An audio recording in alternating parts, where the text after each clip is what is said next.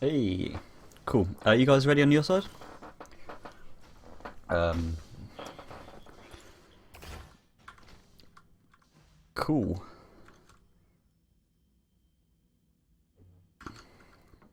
Just gonna turn that light off because oh my god, it's blinding me. Oh, that's better. It's in the dark now. Right. So, if the stream's ready and you're ready, let's just kick into this. Oh, I need to unmute you. That would help. That would help a lot.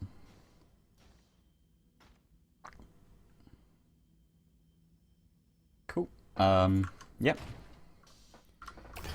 So this is DM Asher, and this was a map developed by the wonderful Promeus. So is there anything, before we start, is there anything you want to say just about mapping in general, I guess? Like, for me personally, I don't have any experience in other games, and mapping in general. Reflex is the first map for me, the first game for me to actually map on seriously. I have tried to dabble in other editors, but the in-game editor and in-engine editor really caught my eye, and like, it's really easy to pick up and fast to do stuff. Like, you in 30 minutes of 1 hour time, you can have a SketchUp of a map and start playing it. Cool. And is that the same for you, Warlord Wossman? Are you new to mapping in Reflex, or have you mapped in other games before? Well, I've basically mapped in other games, but I don't know. I just wanted to map in Arena FPS as well, and Reflex just had the in-game editor, and it's really easy to start with that, I guess. So yeah, it really just drew my attention because I like that kind of game. That's how I kind of got into it. So, sorry. A thing to add to that is like the newest map I've been working on, PRDM 3. The first SketchUp of that, me and Warlord did that in like, I believe it was 2 to 3 hours, and we had a playable version of a map that turned out to be like a pretty well all-around dual map. It obviously needed some tweaking, but it just goes to show how fast you can work in this editor and get a playable version for gameplay. So kind of really just to distinguish Reflex from older Arena FPS games, I actually for a university assignment years and years ago, 2009 or 10 I think, we were given the task to create a map in Unreal Tournament 2004. So as part of my degree, I had to make a map for an Arena FPS game, which is pretty cool, I must admit. So we did some mapping in Unreal Engine.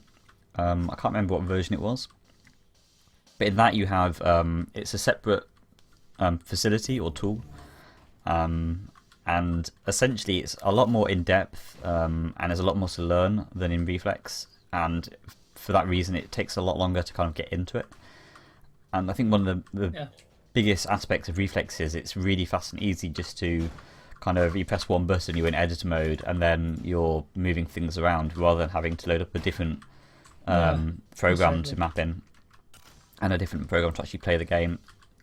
So what I thought a decent way to go into this would be if maybe for like 10-15 minutes we just talk about the tools in the mapping editor. I would have to go into too much depth, but just things like how to add a light, how to add a jump pad, how to add a pickup, and then once we've gone through like the very basics and what the different things are we're looking at, then we can you can just talk about more specifics about maybe how you designed Asher, or just anything you guys want to go into.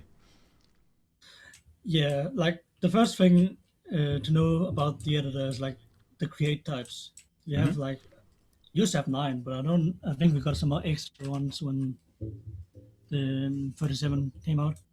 So those are they the ones next to properties? If you drag down with the so ward spawn effects. Right now? Yep. Ward spawn effects, pickup, jump pad, player spawn, point lat, race finish, race start, teleporter, target, weapon restrictor, prefab, and volume select. Yeah. when I started out learning the editor, it was before any of the editor HUD was introduced, like in 36. Mm-hmm. So back then we had to use console commands for everything. But yeah, this really, and back then that was like the only thing that's hard about DS editor is like learning all the commands. But by now you don't even have to do that anymore. So it really is an easy editor to get into. But yeah, like if we go over each of the create types, like the world spawn is all the brushes you see in the world, like the flat square pieces. Yep. All So the face in Azure, like you can get really complicated because you can work with the brushes in many different ways. Yep, just having a look Like at the face now. That's beneath the clip. Yeah, let's move the little bit away. So this is a oh. Yeah, the face was connected as a prefab, but yeah, we'll get into prefabs later. Yep. I feel. So this is a world spawn brush, and you've just created lots and lots of these and put these kind of next to each other. Do you want to just make a simple one and then you can show us how it looks? So this is a very simple one, and you can kind of press shift and like make things bigger. I believe, isn't it alt for moving it up and down, and then just normal is just moving it left and right. And yeah, and even then, like to create the face, you have to edit the vertices, and to go into vertex editor, you have to press V on it, and then you can move the vertices around. Yep, and that's the vertices are the kind of corners on the cube, or the cuboid. Is it cuboid? I'm really bad with shapes. I'm just while he reminds me, I'm just going to disable this Royal Rumble. Cool. So that is a simple brush. Is that the best way to? Yeah, that's the basic of the brush. Yep. The brush serves mostly as the playable area of the game, and also as the clipping of the game. There's two clip types in the game right now. There's the one we see was before in front of this face. Is the normal clip type. It doesn't block projectiles or weapons, but it does block the player from going through. Right. Then we also have the full clip, which you see other various places on this map. And the full clip is something a player can't go through. And the player can't go through, and they can't shoot through either. Nothing goes through the full clip. Just while we're on this still, so when you make a brush like this, there's properties, this big properties box. Do you want to talk about that quickly? Like the target, game over, time of day. Some of the general properties tied to the map is tied to the brushes. These are all global settings for the map currently, where you can control where the time of day and how the sun is angled. If you set the time of day to like 22, it becomes nighttime. Oh, look at that. And that's not an inherent setting to this one brush, but no, it's to the whole map. Global settings. And you can set team colors as well for team modes and capture the flag modes, stuff like that. Cool. Shall we move on then to effects? Yeah, effect is the other big one. This is basically like in any animations, any meshes. Like this map uses a lot of the break meshes. Yeah. Yeah. And ties into the whole content browser. So would this be a good time to open the content browser? Yeah, like you just click on one of the effects or mesh and then click on the icon. Then you can browse through all the meshes in the game. So there's all these Japanese ones. If you go down, there's just hundreds of them. There's letters, jump pads, wibble, chains. You can select certain ones here. Liquids, veg. And I suppose, so you'd be using this mostly after you've... so when you're making a map, I'd imagine you start off just with the bare bones, just kind of blocking it out. And then you'd only add the effects once you've kind of finished the gameplay, I guess? Or you've gone around the first iteration of gameplay?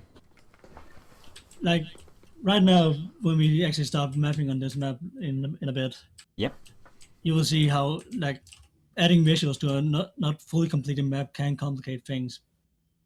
Right.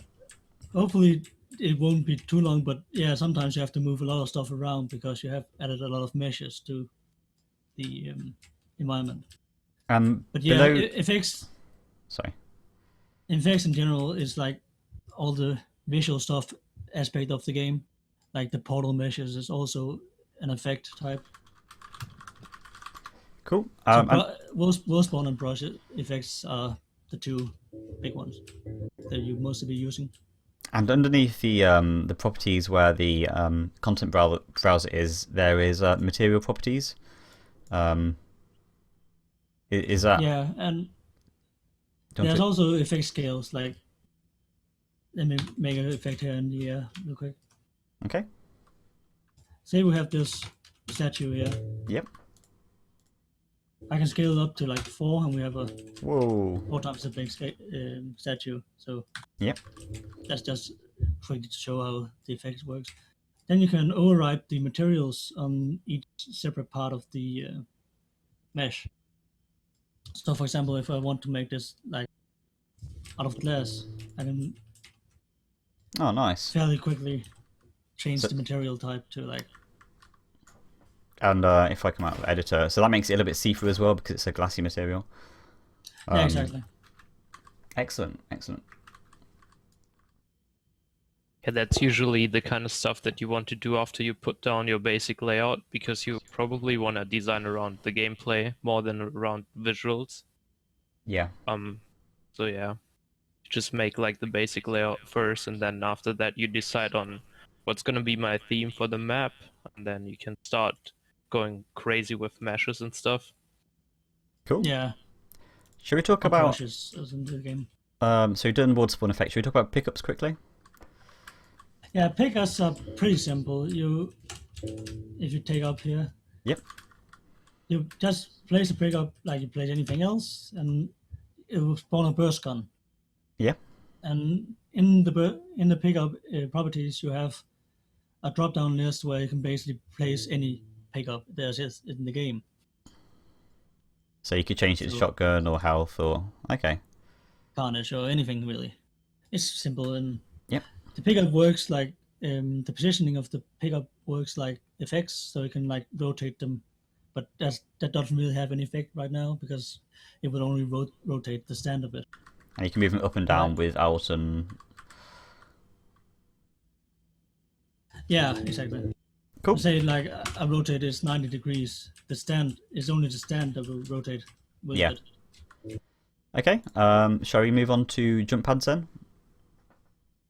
Yeah, let's tie jump pad together with the teleport because they're really similar.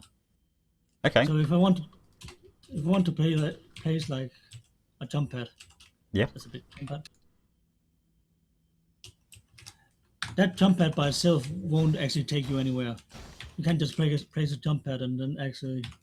The jump pads and the teleporter both works like normal brushes do. Okay.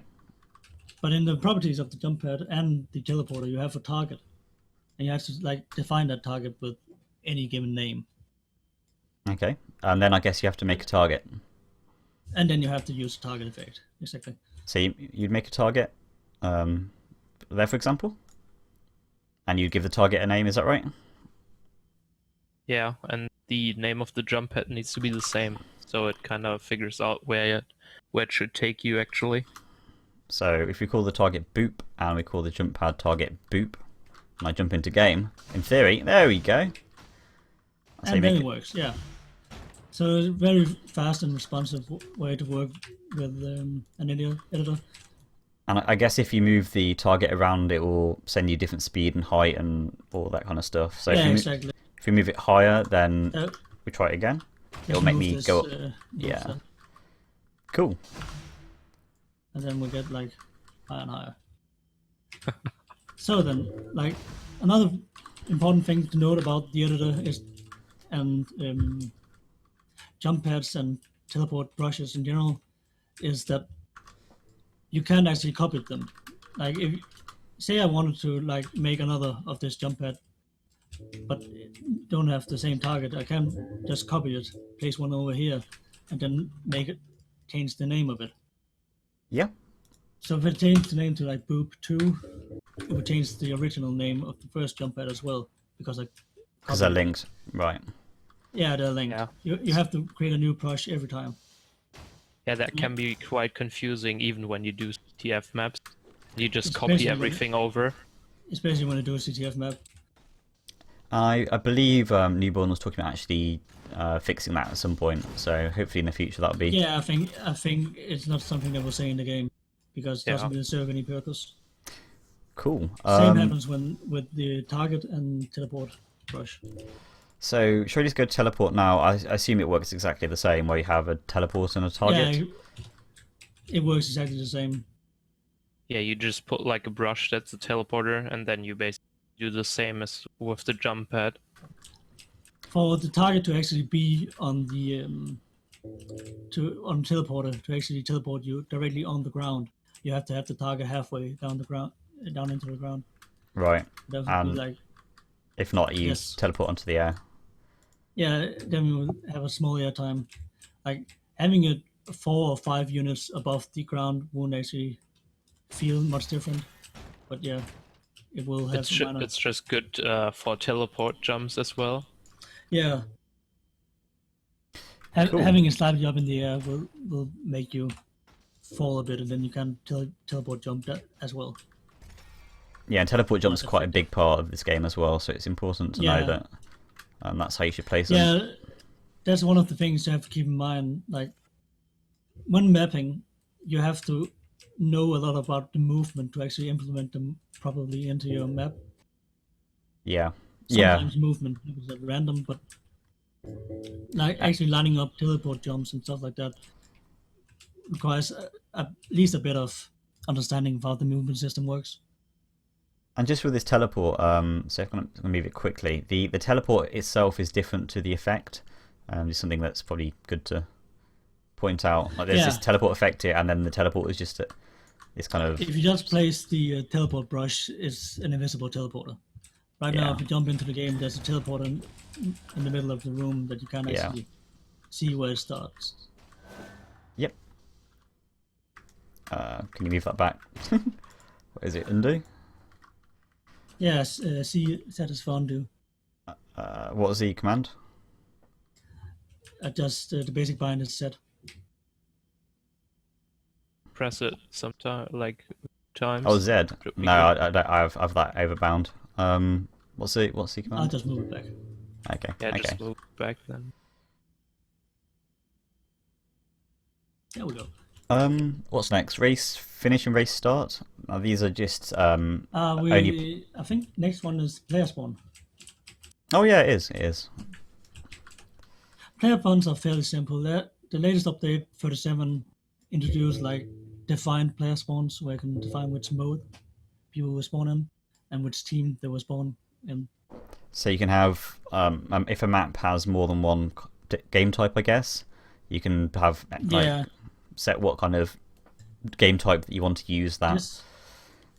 This mostly applies to like if you want to have like a race mode or like a speedrun mode on your map, like NCTF.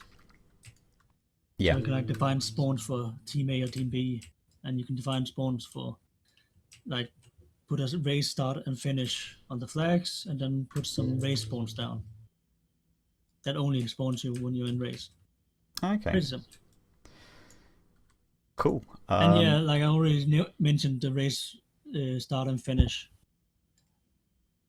Race start and finish is also like just some brushes you put down, and they're actually invisible in the editor, which is a bit annoying. But I put one down here below the orb. Okay. And that acts as kind of a gateway for starting and finishing a race. Yeah, like this tip brush will define where when you run through it, you'll start a race. Same with the race finish, it will define the zone where you finish a race. Excellent. So they work like brushes as well. What's next? Point light? We've not done that.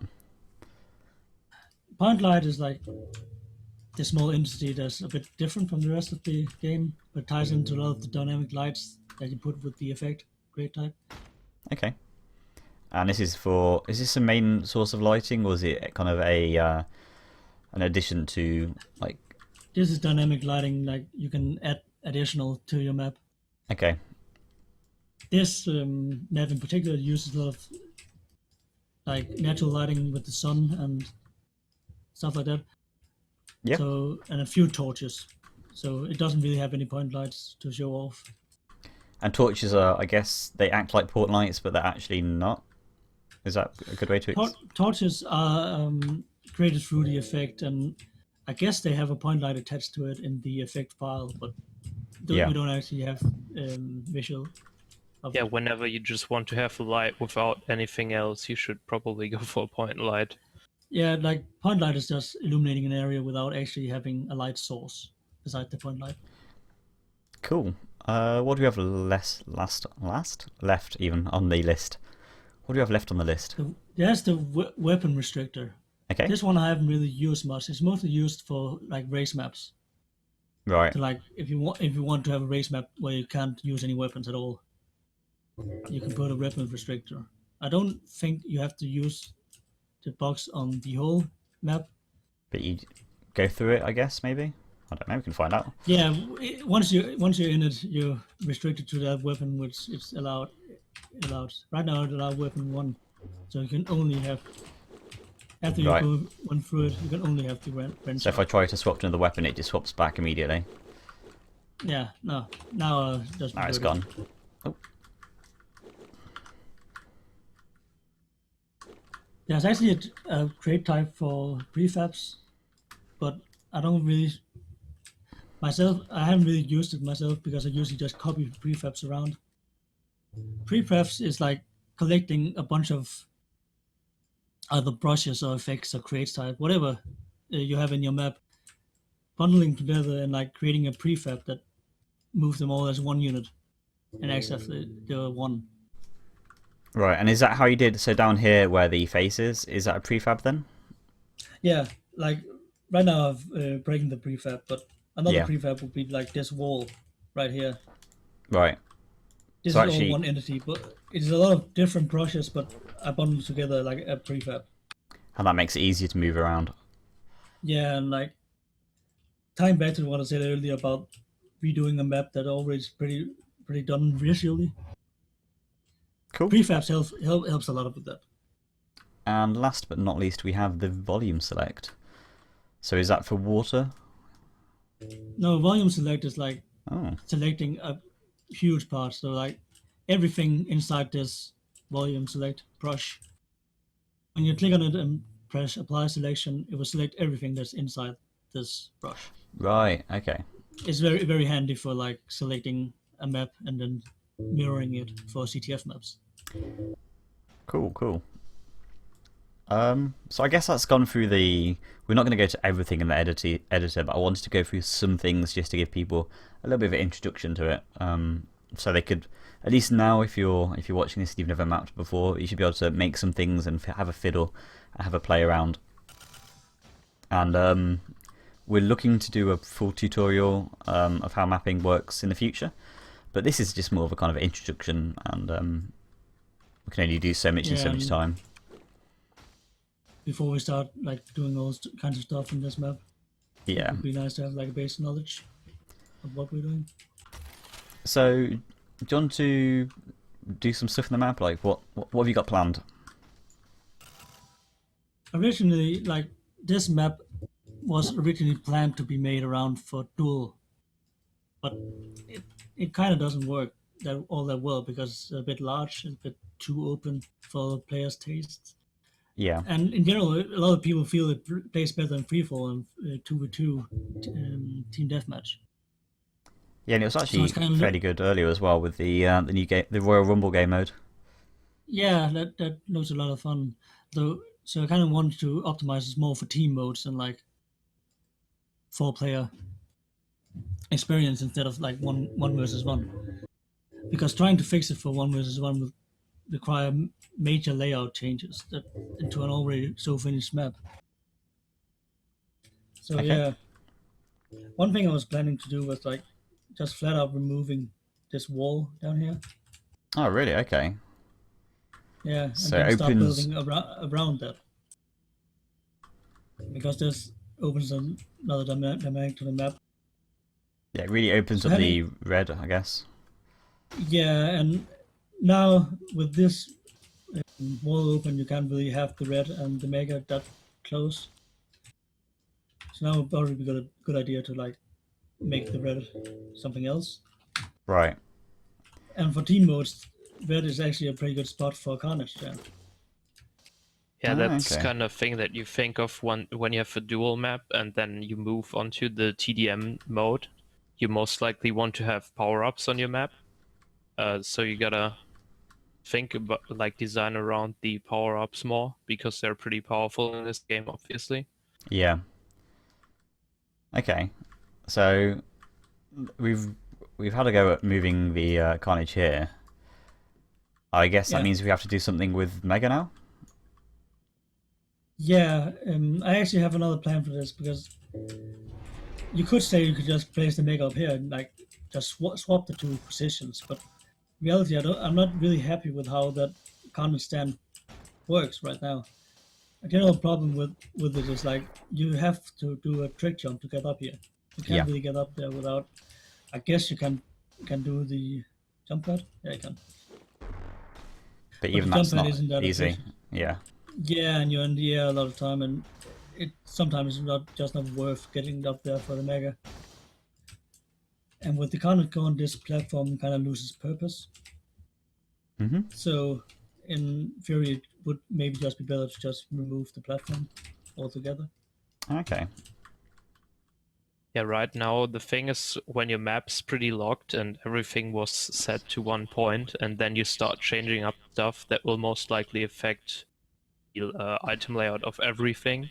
Right. So So what's he if you start change? changing something, you gotta think more like if you remove this wall that Promeus just here, place a Carnage, then everything's basically different. I mean, just couldn't go through here, and now you can. So you got to think about items being too close to each other, or something like that. Yeah, yeah, yeah. Obviously, there's a lot to think about. And I think, like, I'm not sure a lot of players understand or get the amount of work that goes into making a map like this. Like, quickly could you kind of tell us how long it take? Yeah, words English. It's been a long night. How long did it take to make this map, or how long have you been working on it in total? When I started this map, like I was just coming home from vacation and I had like a week off before I have to do anything. So like I was working on this map basically day and night for like a week. Um, Layout and gameplay wise, the map was finished fairly quickly, but was changed a lot doing me doing whenever I went over an area and made it like visual up to par with what the map looks like now. Mm-hmm. I was like going through all the gameplay of that area. In general, this is my first like completed map, and I completed in like a week. But keep in mind that like that was day and night mostly. I Yeah. think Steam said something like 100 hours in the last 2 weeks, Oh and the wow. first week of that I wasn't at home at all. So like 100 hours in a week, I think something like that. Cool. So we've made some changes now. But we're missing a mega. Yeah. So I had an idea to like, and because of this new opening and an idea I have about moving the red armor, but I'll do that later, is like revamping the whole armor setup. Okay. So doing that, we might as well like go around removing all the armors, Right. because then way easier to get an overview of when you place this. The yellow when I place the red armor, you have to place the two yellows at set distances to away from it, or like make sure every armor is not getting too close. The problem with having a lot of ideas and a lot of item placements is like you can't really keep it all in your head without doing the actual change in the map. Yeah. Because at some point you would just lose track of all of it. So I had an idea of like putting the mega up here, Okay. and I was trying to do this early on a local server, and I got an idea of like actually making this whole area more interesting to fight in, and actually contest for the mega. And this is where we get into all the complicated brushworks that went into this map, because it is really is a mess at some point places. So basically, the idea was like to remove this wall, kind of moving bits and pieces of right now. Oh well, so really open up the map a little bit more in this area. Yeah.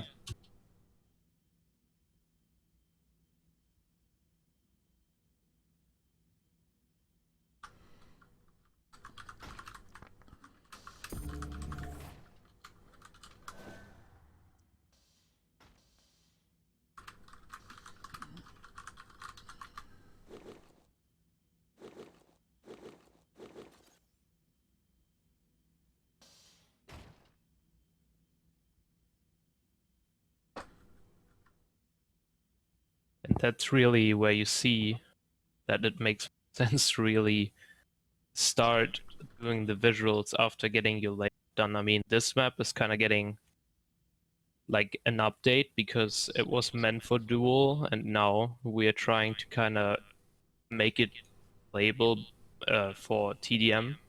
But yeah, as you see, you really need to move a lot of stuff around if once you start doing details. I mean, if you just check those stairs here, there's a lot of bricks attached to them, and if you just want to move stair, you have to move all the meshes as well.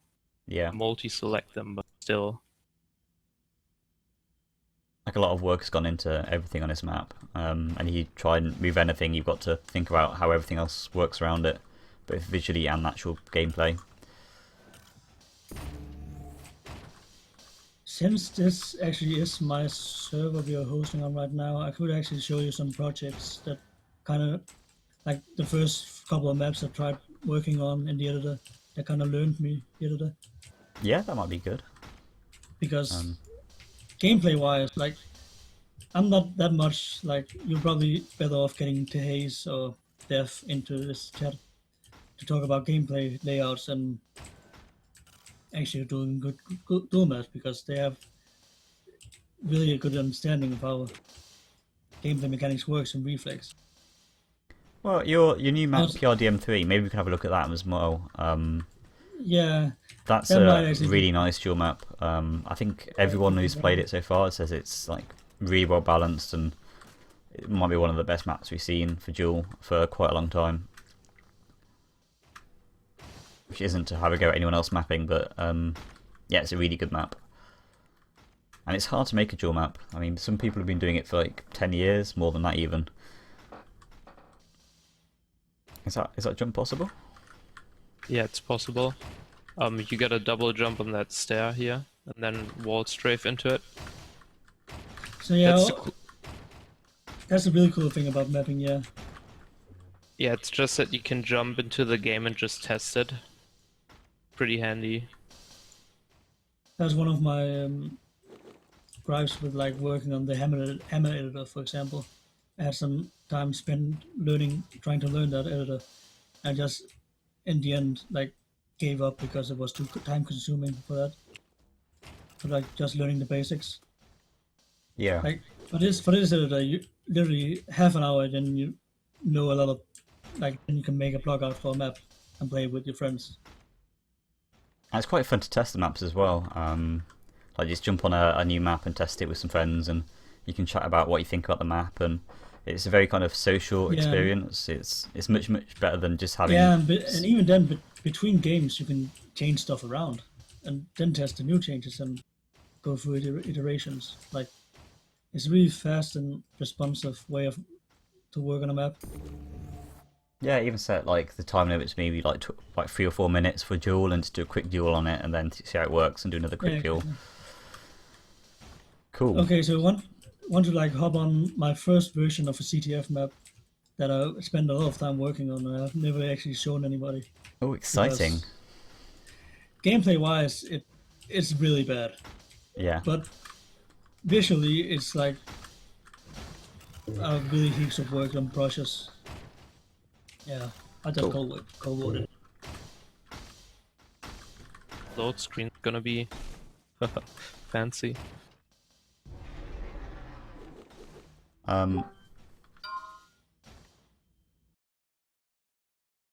This load screen is going to take a while.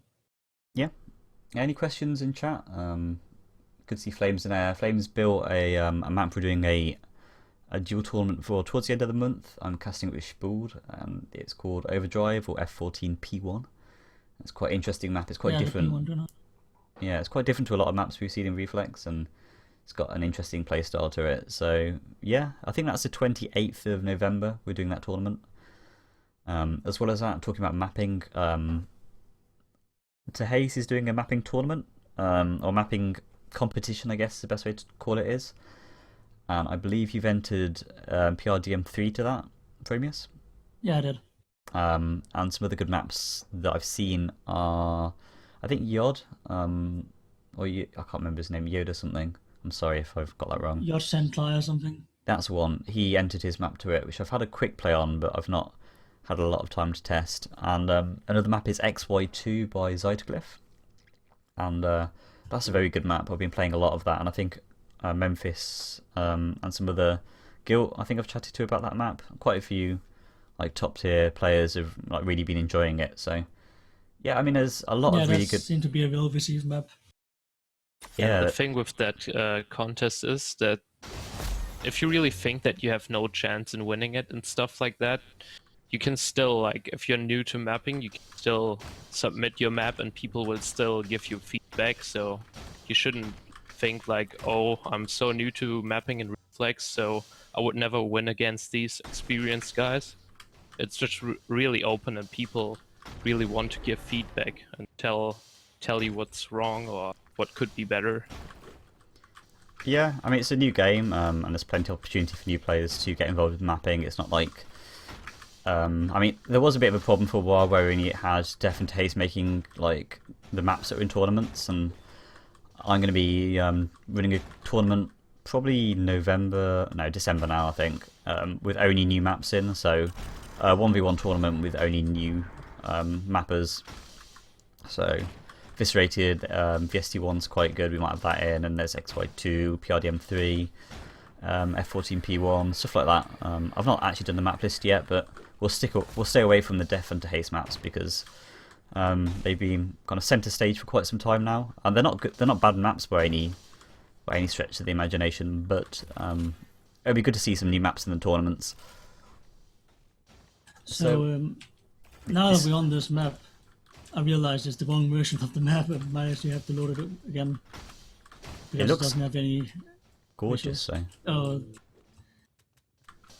what is this? Loading once more? Yeah, we can. I make a hobby out of just chatting about bollocks. So yeah. Question: do you know if a contestant can lose by aesthetics of the map, even though the gameplay wins first place? I don't know.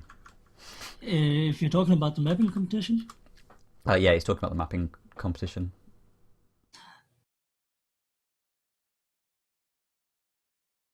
I don't know actually. Like, as far as I know, like gameplay precedes everything in the competition, but like visuals will help because, like, one thing is good visuals, but another thing is like having visuals that aids the gameplay.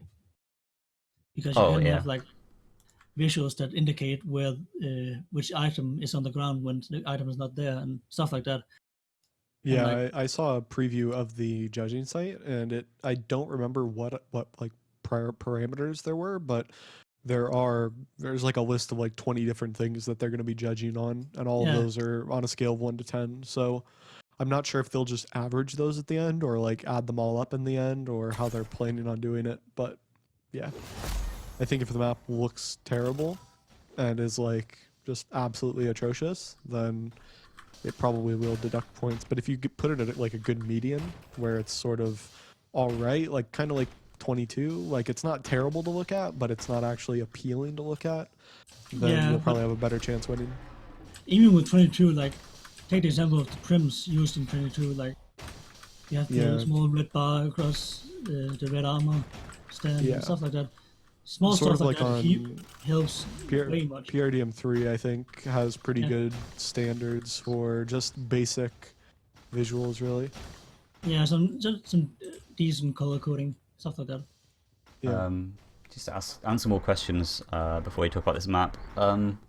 THC and DP are the new CPM maps. Yeah, they kind of are, and I think that's a great thing, to be honest. The fact that we've been blessed with so many good maps by Def and to Haze that we don't even like CPM maps aren't a thing anymore. Like, people barely play 22 or 3 in tournaments.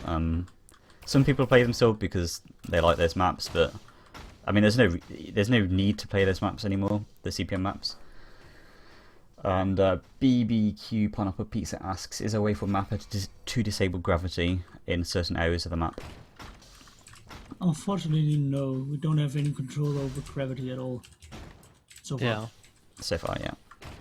I Shall we think talk about... a lot of those missing features are just because the developers have a lot to work on, not Yeah, because they don't want the game. They've got to make a game as well as a mapping editor. I mean, it's amazing they've done both at the same time. Making a really good game and a really good mapping editor is no easy feat. No, not at all. I don't Yeah, know it just takes how many time. authors are there on the CPM maps in total. Does anyone know? DCPM? What are those? Oh, the CPM, No, sorry. like all the CPM maps, yeah. Oh, I don't know. I didn't play much CPMA myself, so can't. Yeah, me neither. I never played it. I'm sure there's someone in chat who's played CPMA and can tell us about the mapping authors. But yeah, if we go back to this map, It looks amazing, by the way. I just want to say that before we say anything else. this was like the first serious mapping project I took on, like, and also like a lot of learning experience was taken from this map. Yeah. Because gameplay wise, it's a CTF map and you can capture the flag in like a good run is like 4 seconds. Oh, wow. Okay. Because like the mountains block a sideline from flag to flag. And like it's barely blocked anywhere. It's gameplay wise it's not that well thought through. But I used a lot of the time spent on like visuals and learning how to do stuff with brushes. Also, like the face I put in on like Azure was originally used or made for in this map. Yeah, I didn't yeah. copy it over. I actually had to redo it, and it looked better in Azure, I think. But I suppose it's a lot of time you spent learning, which is not time wasted if you're learning. Yeah. So how did you start off with this map? What was the first block out look like? I assume it was this big circle area in the beginning. Very different. and Originally, two- it wasn't even a CTF map. Oh, really? Wow. Originally, when I started playing Reflex, I played a lot, and I still do play a lot of Clan Arena. And originally, I wanted to make like a Arena 1v1 map, All right. and the bases are basically that, like me trying. They have to be remodeled quite a bit, but a lot of it is the same as the first block out. It's like me trying to make a simple Arena 1v1 map. Have you Kinda thought like, about? Sorry. Thunderstruck. Have you thought about releasing this, or do you think it's not? I thought of like there's so much work into like actually making this a playable map, but I thought about releasing it just to like get it out because there's so many hours spent on this that it would be a shame to like just let it be by itself. So yeah, I thought about just putting it out and letting people work with it, and anybody want to like try and save it.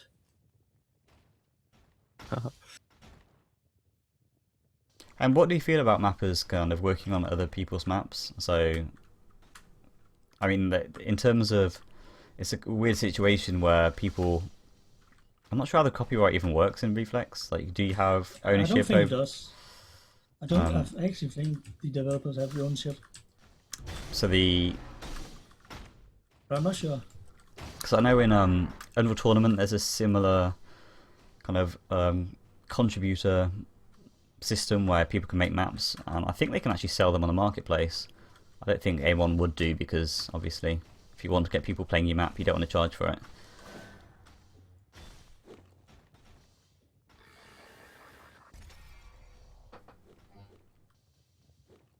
This is a very cool map. Just the aesthetics look great. Obviously you can't tell how it plays with only 3 people, but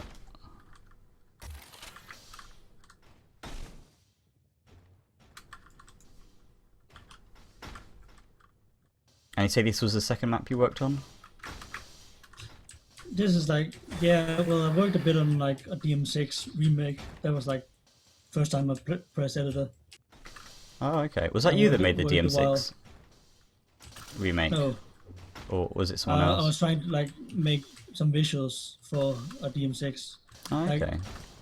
The version that I believe is Tag made, like a DM6 extended version with some modifications to how it plays. And I tried to like make some visuals upgrade for that. Back Cool. when the game was still focusing on textures and whatnot. Yeah. Is there Well, anything? this one was originally using textures as well, but there was Yeah. just one texture. I suppose to get this effect, like 3D effect on meshes, you've just built up like on the walls here with the like squares. Yeah. In the middle, it's just lots of different what are they called? Really bad with names. Brushes. Brushes, Those kind of, ones. yeah, making effects, and it kind of replaces textures in a way, because it gives the map kind of a feeling, like a bit of It depth works to it. better with the three-dimensional space. Like the problem with textures is like you have a flat surface and you apply texture to it. Cool, it makes it look like there's actually some depth to the texture. But like, you still have a flat wall. A good example of this was like the old TP4, I believe, with the brick textures. Yeah, It was just a lot of flat walls with bricks textures slapped on it, and a lot of people think this looked good, and it looks alright, but still, there's no 3D to it at all. With meshes and a lot of brush work like this map has, you have another type of detail that, in my opinion, looks way better. yeah. And I suppose the trade-off is it takes a little bit longer it's faster and easier to apply a mesh to something than it is to go into this detail. Yeah. That's what you're trading off for. Especially this type of detail where everything basically is made out of brushes, and like the only meshes on this map is like the planks and the vegetation. Everything else is brushes. Yeah, but since then there has been a lot of meshes added to the game, so there will be more. So hopefully in the future people can just import meshes into the map rather than do a lot of DIY stuff. But it does pay off. I mean, like, this map looks great. Like, immediately when you jump into it, you think, wow, like, look at the detail on like all these different the walls and everything. It's got very Aztec feel to it. It's got I assume that's what you've got the theme you're going for. Yeah. Immediately it pops out and looks impressive. And you can definitely tell it took a lot of work, and it's like looking at really fine like carvings, like IRL. If you go to a museum or something, you see something that's you can tell immediately someone's spent a lot of time working on. IRL, check me out. It's great. Is there anything else you want to talk about? Not particularly in regards to this map, at least. Okay. We could have. You talked about hopping on PRDM 3. Yeah, should we do that? And then what kind of time is it? Let me check the clock. 1:30. Okay. Do another 20 minutes or so, half an hour, and wrap up. Do I even have PRDM 3? Do I have my own map? The update kind of Yeah, the update kind of removed it from the game files because, like, there's a small story to this. Like, kind of accidentally left the I gave the developers like PRDM 2 and 3 to like look at, Yeah. and like didn't they have like a bunch of maps all listed to not go into the patch updates, and I didn't take those in. So like they just went out with the 37 patch. So that's basically why everybody got PRDM 2 and 3 in the map files when Right. 37 came out. Nope. And I kind of reverted that change with point 3. Yeah. So yeah, it also removed the Reflex files once I put up. All right. So are you getting the new one now? Yeah, I can put it in real quick. Shouldn't take too long. If you have any more questions in chat, I'm sure we can answer them. Anything about mapping in general? I mean, not just questions about whether you fight 100 horse-sized ducks or one duck-sized horse. Wait, what? Is that even right? It's late. Forgive me. Nathan can help me out. He's our meme lord. Hundreds tough sides eggplants for one eggplant size tuft.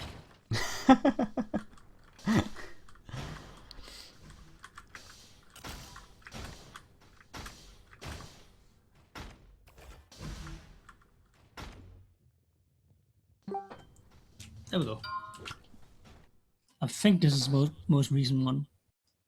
I just had a zip flying around. It looks like it. Right, so is this Yeah, your it should newest be map it. then? Yeah, like I have a lot of unfinished prototypes lying around of various maps. Some of them are real shit, some of them have some interesting aspect. But yeah, this is my most recent, actually, probably going to be finished map.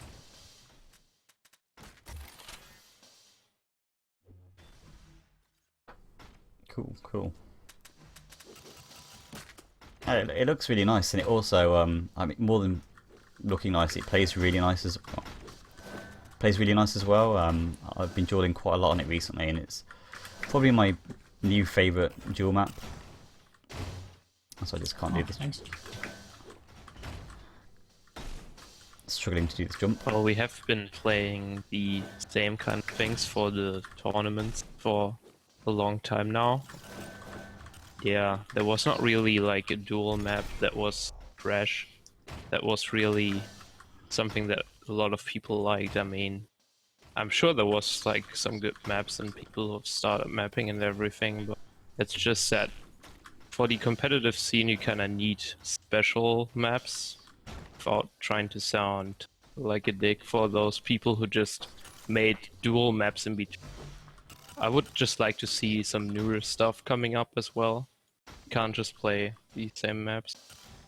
Yeah, I really like what they do in some games where they have seasons. So you have maybe this is something we can do in 2016, but we have maybe 3 months of all the tournaments using a certain set of maps, and then we rotate into a new set of maps. Yeah, a rotation of map lists.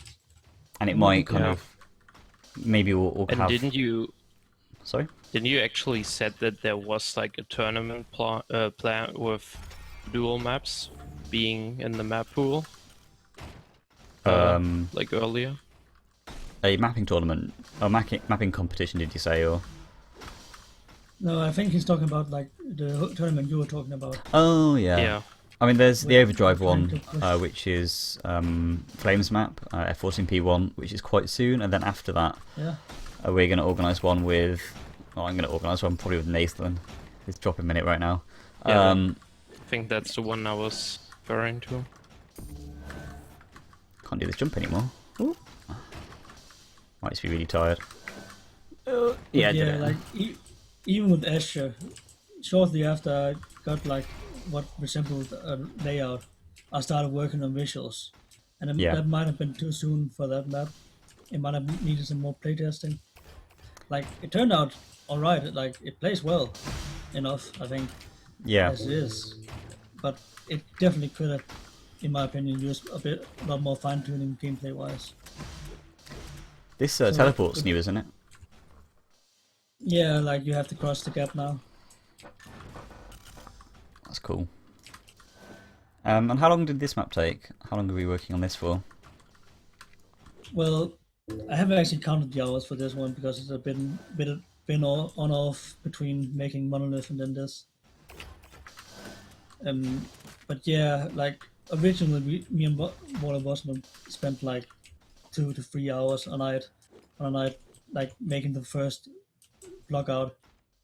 And a lot of the rooms resemble that first block out a lot, but they have been tweaked to actually work and play better. The room that has been like changed the most is probably the Red Armor room. Yeah, I remember playing a very early version of it, and it's changed a lot, and it's much nicer now. I think this alcove is new. I think actually we got you and Qualax playing like right after we finished that first block out of it. Yeah, it was very early. It was kind of completely different. Like, you can really see how it's evolved. It was nice from like a player perspective seeing an early version of a map, and then it was about maybe a month later this version. We say it's about a month ago we played then. Yeah. I think that was fair to say because there was a bit short period where I had to like spend more time on like Monolith to get that finished. Yeah, definitely. It's really nice. Monolith, we haven't actually talked about Monolith. No, should we? I mean, I guess like it's the like get Warlord Wossman more in the. Yeah, it's our map. It's more like Monolith is like mostly not my map layout wise. I did all the visuals for Monolith, but Warlord Wossman and PlayStation was like the guys behind the layout of that map. Yeah, we've got Blaze in chat at the moment, I think. Really? Yeah, he was in the chat. There's a few Blazes around. Blaze Jillian, right? Shout out to Blaze. Yeah, if he's there, definitely. Yeah, he was in chat earlier. We asked him if he wanted to come on the stream, but I think he's didn't fancy it. But yeah, do you want to have a look at Monolith? I mean, obviously everyone's seen it a lot, but it'll be good to talk to the actual guys behind the map to get an idea about certain things. Yeah, sure. Like, Warlord Wossman was in on the layout and block out of that map way earlier than I was. When I started working on it, it very much resembles what it is now in terms of actual gameplay. Yeah, I mean there were a few small changes, but smooth forward changes in like paths and some items have been shuffled around, mostly. But in the grand scheme of things, it's mostly the same. And it's a very yeah, he's in the chat. It's been really well received. It's there was a few issues to start off with optimization, but as soon as they got nailed down by the devs, I think a lot of people are very, very happy with it. And I'd say it's the best CTF map we have right now. Spider Crossings is good, and there's Cebu's map, which is quite fun as well. But this is certainly like the most impressive visually, and it has like really nice playstyle to it as well. We were doing the CTF show match earlier.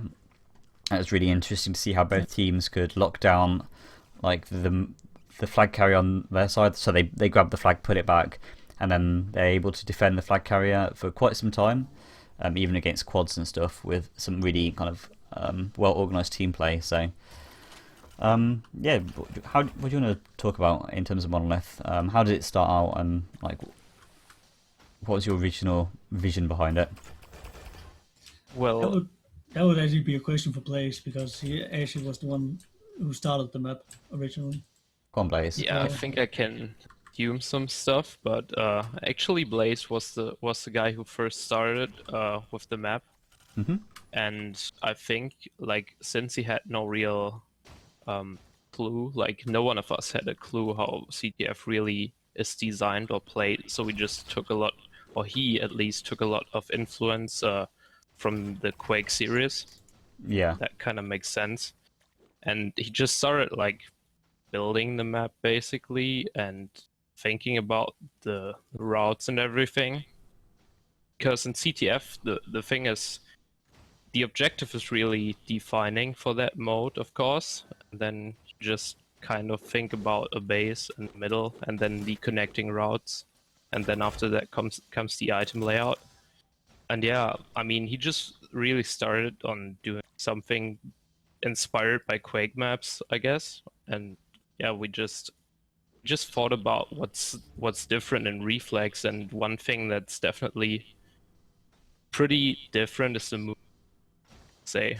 And that's why we actually decided to make the map bigger once I joined in the mapping process. Yeah.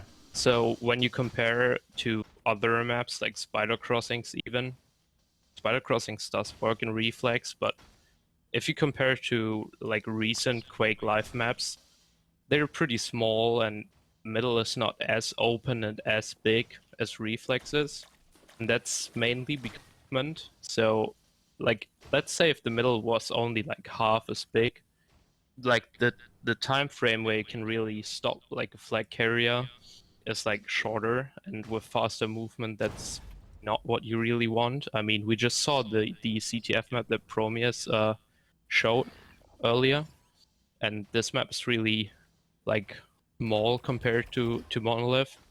Yeah. And that's yeah. really the idea that was behind that, is making the actually capturing flagship be hard.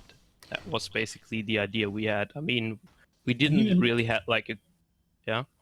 And even then, like in the early days when we started playing this map, we had like a single red armor instead of the two yellow armors we have per base right now.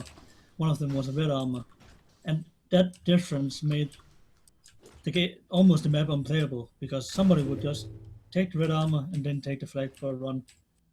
Like there's you have to change so little to actually break a map in CTF, because with the movement it's so volatile to just change stuff around, because all of a sudden you have like people flying across the map at like 2,000 units per second. One thing I really love on the movement front is the water in this map. It really slows the game down in a good way. I think a game is good when the movement isn't fast all the time or slow all the time. I think movement's great when there's kind of periods of really fast and then really slow and then really fast and slow.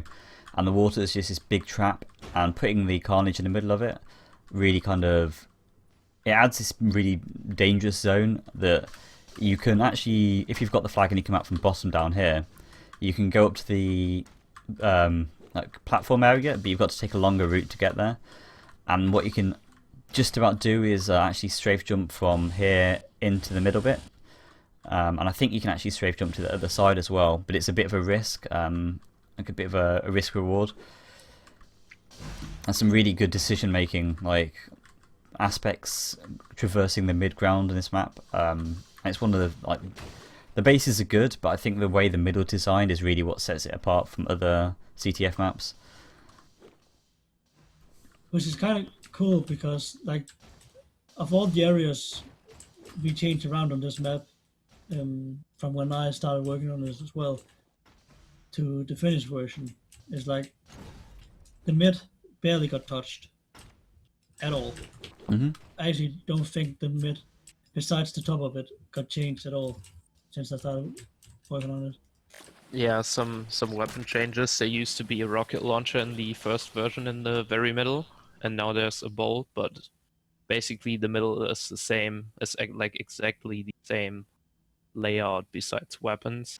I mean, the teleporters got added, but before there was no teleporters that took you to the top, but that's basically as it with middle. I could go over some changes, like some routes and some things that were possible beforehand. Yeah, I mean, that'd be good. Just a bit of like history of the map would be nice to like talk about and see. Yeah. And like if you come up to this top area, originally we have a doorway here that led down to the area where the plasma gun is right now. Oh, okay, really? So the door will come out here, and you'll come down like a staircase. And inside cool. that small room you had here, you had like a window that was originally opened to this area. Right. And with that combined, like originally we didn't even close the window off, and people would just like. We can even. I think I actually have an old version of this map lying around. Dude, I have the oldest version. Let's see what you've got. You want to hop on it to see like the changes? One thing I just want to talk about quickly is I really love this area where we just were above the bottom yellow. Yeah. So if you're coming out, you might be tempted to come up this way with a flag, but there's this, you can't make this jump, but there are various trick jumps you can do.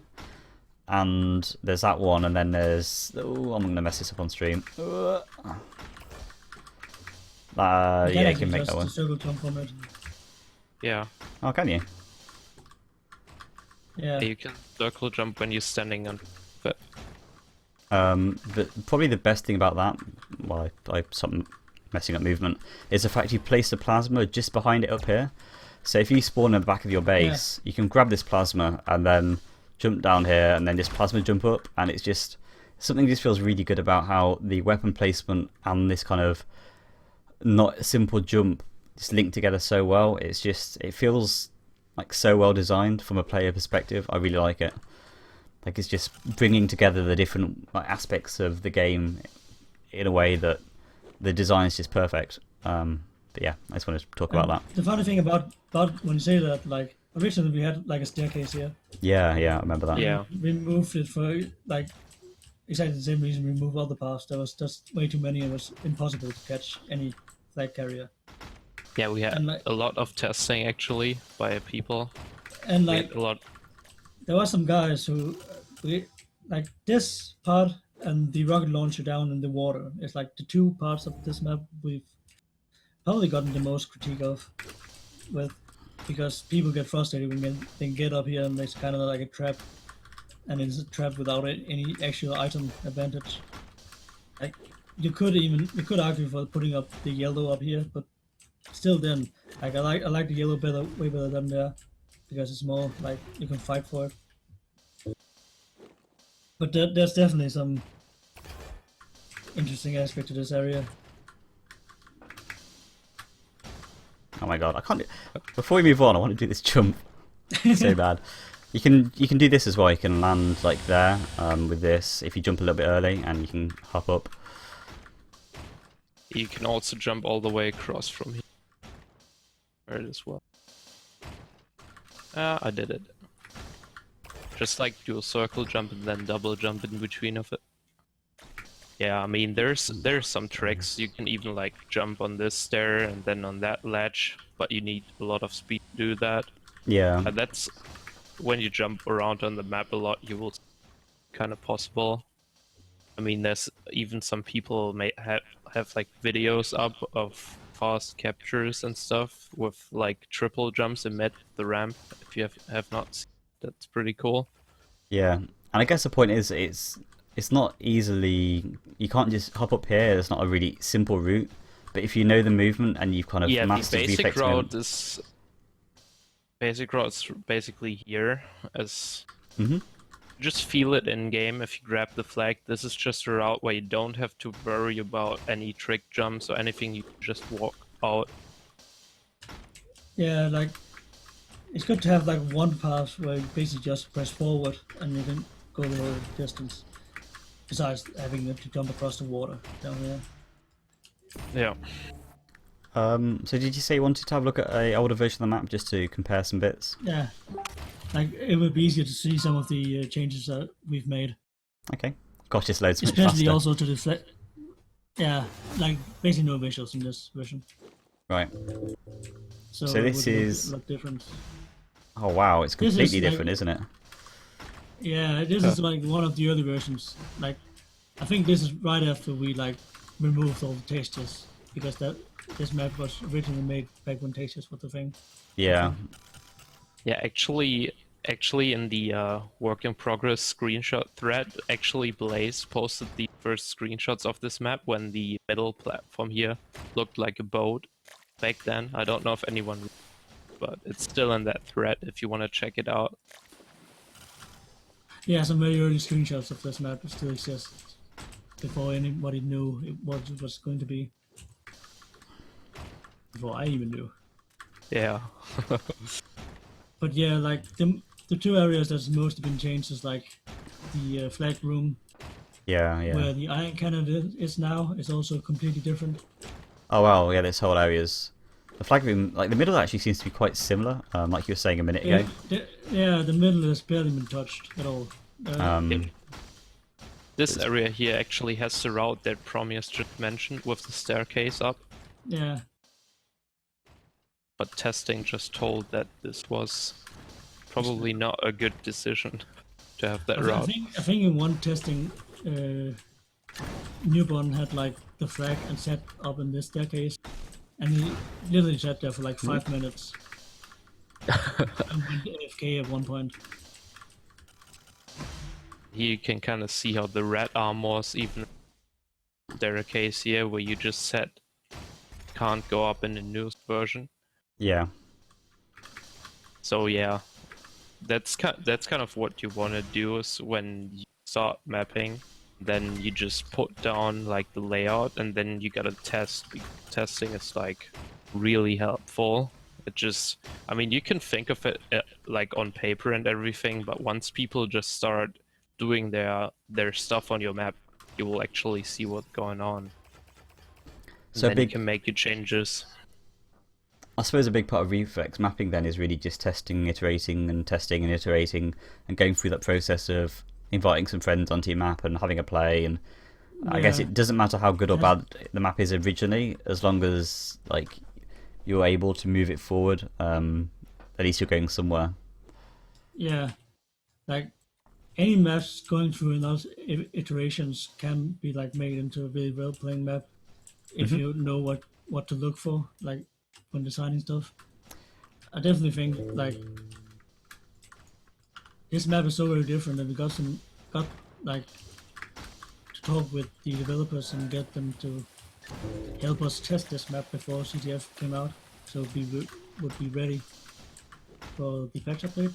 Yeah, yeah. And that basically gave us like originally the developers had a CTF map planned to work on themselves, but basically when we approached them with this layout and like the speed we were working on it, they basically like dropped support for their own map and started like helping us finish this map, because it would like having one flagship fully completed map to come out with the patch would be like a huge plus for them. And it takes off a lot of workload for Electro. Not able to work on. I believe he spent 3 weeks work time on BDM 3 when actually making it pretty. Oh wow. Visually. Yeah, I'm not surprised. And I guess that's the nice thing about Reflex is like community members can help out and build things, and even with the UI as well. Like, we've not really talked about UI tonight. I was having to think about whether we could do a UI section, but I didn't want to, make the stream too long. But UI again is something that Quarks has been working on, this DP2 UI, and it's something that just that players can get involved with themselves, and they can help develop Reflex the game itself in their own little way. Like there's thousands of maps on Reflex files. I don't know if there's thousands. There's hundreds of maps on the Reflex files. I think there's like 350 maps on Reflex files. And that's just all community interaction. That's all just people getting involved with the game and contributing to the game itself. And it was such a big part of the old arena FPS games where people would make maps. We don't really see it with a lot of AAA games these days because it's just not possible to make a AAA map that easily yourself. But with something like this, you can make a really great looking map and show it off to your friends and even get it into tournaments and stuff. And expect, like, you guys, it must feel quite good when you see like a show match on stream of something that you spent hundreds of hours on yourself being showed to like hundreds of people on stream and then thousands of people on YouTube. It's just and getting streamed playing your own map and then missing like 7 whales. That was fun. But yeah, like, instantly getting a Steam message like nice whales. But yeah, definitely getting those show matches that was really cool. yeah, in general, just working along with the devs on the map. Like, they didn't really actually work on this, but they just gave us the opportunity to, like, they just said that they're interested in this thing and everything. That's just cool to hear if you spend, like, a lot of time on this. And we actually even got, like, a mesh. If you look the tanks at the back base where the iron cannon spawns, Yeah. in the newest version, that tank was actually just a mesh that was designed for this map. So Oh that wow. was pretty cool as well. Oh, the Reflex model. Yeah. What now?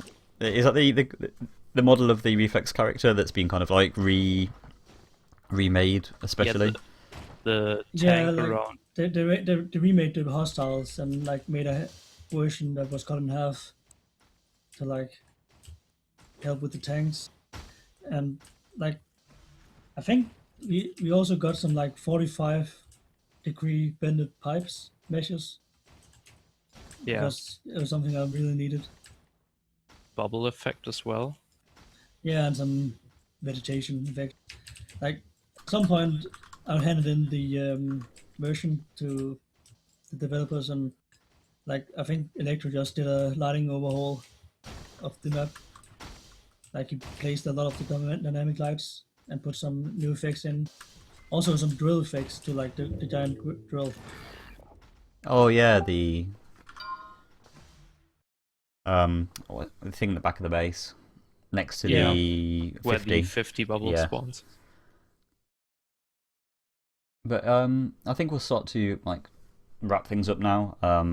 If anyone has questions in chat, it'd be a really good time to kind of ask these wonderful people. We have Warlord Wossman and Promeus, and also we have Blazedillion, who worked on this map as well, in chat. But yeah, if you have any questions for these guys, that'll be a good time.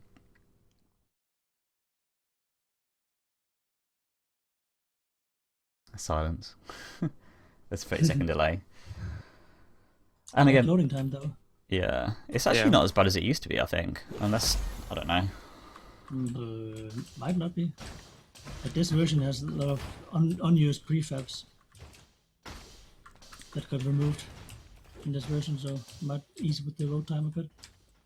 But yeah, originally this map, when I started going all ham on like visuals and adding meshes and stuff like that, was like before the added occlusion, which they almost entirely added because this map was like literally just killing frame rate at one point. Would have like 30 FPS or something. So the whole map, everything on it was rendered. Yeah, like before the added occlusion, this map, before like way before it even looked nowhere near what it does right now, the map would like run at 30 frames per second anywhere on any almost any settings because it would just render the whole thing at at the same time. And I'm back. Hey. Yeah, I just got my disconnect. Oh, Now I I'm thought back. I was disconnected. No. But yeah, this I think I actually also this I think I made shooter double the entity count maximum entity count for maps because of this map because it was pushing the limit. Oh wow. Just something I want to pick up on. I don't think it's been mentioned yet, or it might have been. Is I really love how here you've got like the YA01 up by the top yellow. And just stuff like that kind of helps players. Like when you're new to a map, it's a little bit overwhelming when trying to learn it, as in trying to get your head around where things are. And these big signs do help a little bit. Along with the arrows pointing towards the flag room, the arrows pointing out the flag room, like the arrows going up the jump pads, or stuff like that. It's really helpful. And I should really start calling it YA01 and YA02 on comms when we're trying to talk about the map. Because I always call it like top yellow and bottom yellow. But with all this testing, this map got received. Like a lot of people make callouts even before the map came out. So like some of the callouts just stuck, and when people didn't play it on pickups and used voice, people just kept using the same callouts, even though some of them doesn't really make sense anymore. yeah. I think plant room is still used. even though a lot of Yeah, the rooms plant have room. plants in it now. Well, it's the most plantish room, I think. The room with the most plants. Room with the most plants, yeah. Room with the eggplant right now in the newest version, right? And the birthday version. Yeah, there's a birthday version. Basically, was just asking, like, he saw eggplants in a version of the map and he wasn't sure how they got there. So, yeah, who did the birthday version of the map? Was it you and Nathan? Nathan originally started doing a birthday version for Asia the other day, and Yeah. like I helped him out with that, and then we did like Monolith the same evening. Basically, just slapping a lot of banners on it and like confetti. Yeah, I mean, it's a small change. Like, I can't imagine it took a long time, but it really adds some. It was really nice to play on. It's kind of adds a little bit more fun to the map for the birthday event. Yeah, it's just funny to see it like differently. Yeah, Might even see like a Christmas version even. I was gonna say I really want to do Christmas stream, like stream event with like Christmas songs, and I'll get a Santa hat and stuff like that. It'd be good to play some Christmas maps. Make a couple. That wouldn't be like that would basically be the same deal. Making a couple of maps Christmas themed. Yeah, maybe the grenade launcher could be a snowball or something. That'd be cool. It's making work for the Reflex devs right now. But yeah, THC2 Stars, cool map. And also, I don't know if anyone's seen THCT DM13 or THC DM13 Pro, which is his newest iteration. It looks absolutely fantastic. I don't think we have that. Do we have that available right now, or? T2 style? No, THC DM13 Pro, which is new. I'm not sure many people have actually seen it. No, I don't think I have in this client. Okay, well, we can share that another time. But yeah, that looks cool. And there's a lot of mappers in Reflex and all doing a great job, so I can't shout out everyone in the mapping community, but you guys know who you are, and yeah, we really all the players, myself included, appreciate all the good work you've done, because if it wasn't for you, we'd still be playing CPM 22 forever. And BDM 3. And BDM 3, yeah. I think it's the only official map the devs have put out so far. Yep. Cool. Do you have anything more to say, or should we wrap this up now? Not anything else, but besides thanks for having us, and like cool that you guys are doing this stream and all these types of events for the community. That also helps a lot. No, because thank you.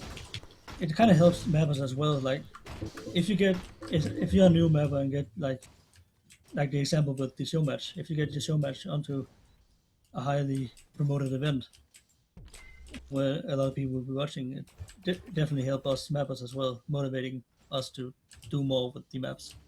That's really cool. Yeah, and there's more we want to do as well in terms of events. Like I say, there's probably going to be a Christmas thing, and that new map tournament that hopefully early December we'll put that out, which will just be a dual tournament with new maps in it, which aren't the old maps.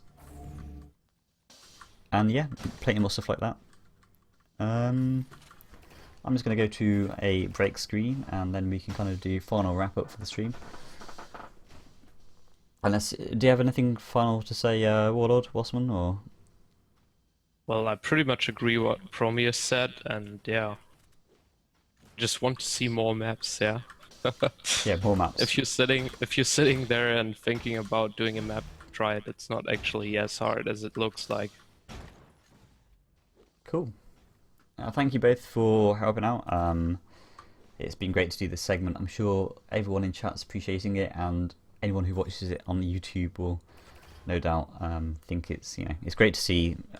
I really wanted to do something that involved everything in Reflex today, and couldn't quite do that because we didn't do the UI stuff. But apart from that, I think we've shown CTF, we've shown 3-4 in terms of the new mode. We've done some duel, we've done bits and bobs of everything, and it's great to see like mapping as well, because it's a big part of the game.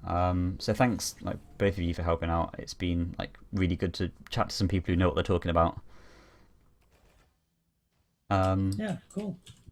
As well as Yeah. that, thanks to Nathan, he's done a really good job of doing a lot of the art assets for the stream. He did the editing for the interview, and obviously helps out with this organisation in general. Qualks, if you want to check out Qualks' HUD, it's on my stream. If you scroll down, DP2 HUD, go check that out. It's what I've been playing with for the past couple of hours. Also, if you wanna help him out, then there's a little donate button, so go whack that if you'd like to give him a hand. Also, thanks to Crazy Owl and Tepes, who helped do the Arena FPS King of the Hill events. Obviously, Turbo Pixel Studios for doing all the wonderful update for this, and Zero for organising the CTF, and all the players as well. I mean, we couldn't do it without the players. So I'm just gonna play a song now, and we can wrap up and finish the stream. And yeah, have a nice evening. Unless I've forgotten anything, Nathan, anyone? Have I forgotten anyone important? I don't think so. Yeah, if I have, I'm sorry. Oh, Spuld! How can I forget Spuld? So Spuld helped cast with the first two events, CTF and the Duel, and yeah, really great caster. He does a lot of Z Live stuff on Quake Live.